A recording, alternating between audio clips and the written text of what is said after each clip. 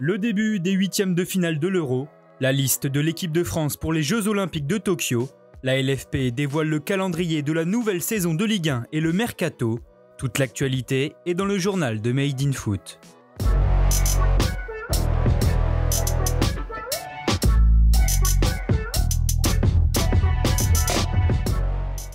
L'Euro est de retour. Après 2 jours sans match, place ce samedi au début de la phase à élimination directe avec 2 huitièmes de finale à commencer par Pays de Galles-Danemark.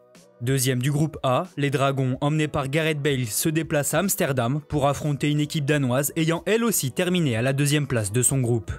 Héroïques, les coéquipiers de Simon Kjær ont su passer outre le traumatisme du malaise cardiaque d'Eriksen pour aller décrocher leur qualification, le tout en proposant un jeu plaisant, coup d'envoi de la partie à 18 h.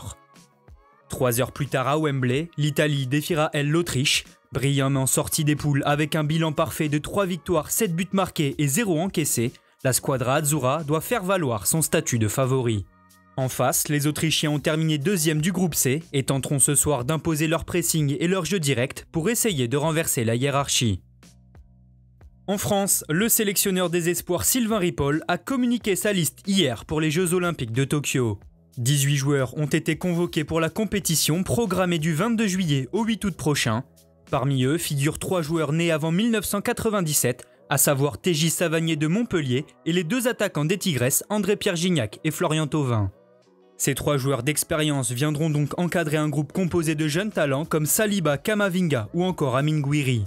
Mais cette liste de noms pourrait bien changer, car quelques heures après la publication, plusieurs clubs comme Rennes, Nice, Lyon ou encore Monaco ont indiqué leur refus de laisser partir leurs joueurs.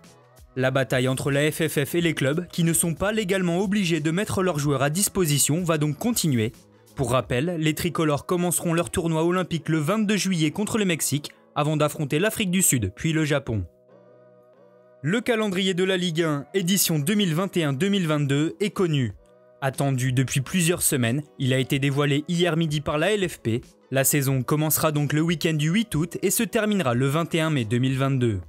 Pour la première journée, pas de choc important à noter, mais les gros matchs ont déjà une date de fixée. Le derby Saint-Étienne-Olympique Lyonnais se jouera par exemple le dimanche 3 octobre. Pour le Classico OM-PSG, il faudra attendre le dimanche 24 octobre.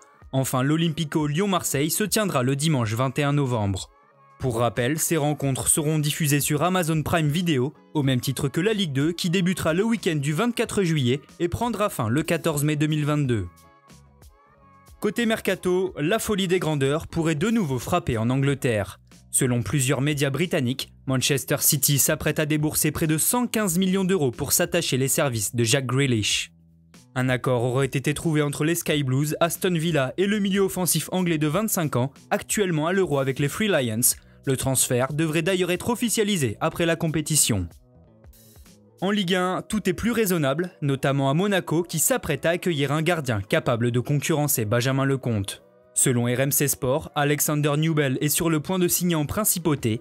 Barré par Manuel Neuer au Bayern Munich, le portier allemand de 24 ans va arriver en prêt pour 2 saisons. Côté sortie, le club de la principauté a annoncé le départ définitif de Gil Dias. Après avoir enchaîné les prêts ces dernières saisons, le Portugais s'est engagé 5 ans avec Benfica. À Montpellier, l'arrivée de Matheus Thuller a enfin été officialisée. Comme annoncé depuis plusieurs semaines, le défenseur brésilien de 22 ans arrive en prêt pour 1 an en provenance de Flamengo. Dans l'Hérault, Thuller portera le numéro 26 et viendra donc remplacer numériquement Daniel Congré, parti à la suite de sa fin de contrat. Malgré ses 36 ans, le défenseur français reste courtisé en Ligue 1 et selon RMC Sport, Strasbourg lui aurait proposé un contrat. Merci à tous de nous avoir suivis, n'hésitez pas à vous abonner, liker et partager, on se retrouve très bientôt pour un nouveau journal.